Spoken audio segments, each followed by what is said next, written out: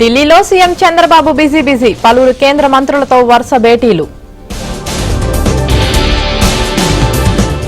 Police command control కార్యాలయంలో CM సమీక్ష, వివిధ శాఖల అధికారులతో రేవంత్ రెడ్డి సమావేశం.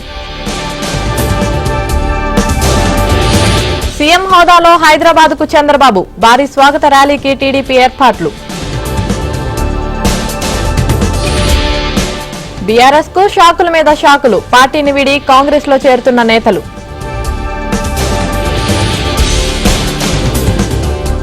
రేపు తెలంగాణ ఏపీ ముఖ్యమంత్రుల సమావేశం, ప్రజాభవన్లో ఇరు రాష్ట్రాల విభజన సమస్యలపై చర్చ.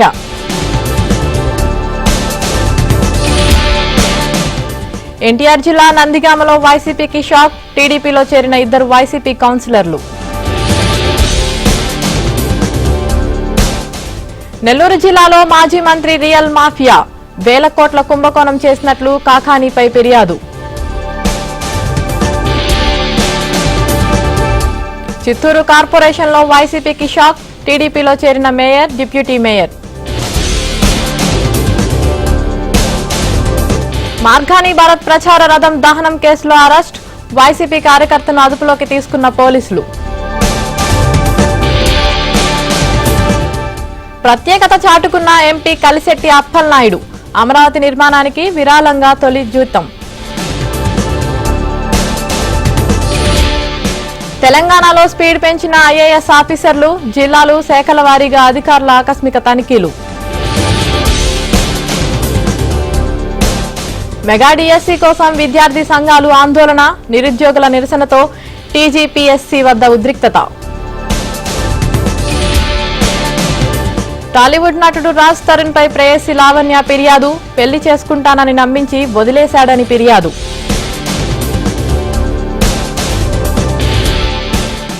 అనంతపురం జిల్లా గుంతకల్లో సీబీఐ సోదాలు, లంచం తీసుకుంటుండగా పట్టుబడ్డ డీఎఫ్ఎం ప్రదీప్ బాబు.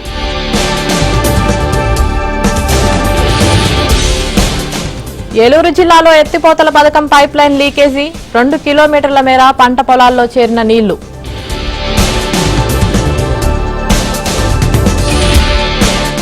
తిరగబడ్డ దోపిడీ దొంగలు, పెద్ద అంబర్పేటలో పోలీస్ కాల్పులు.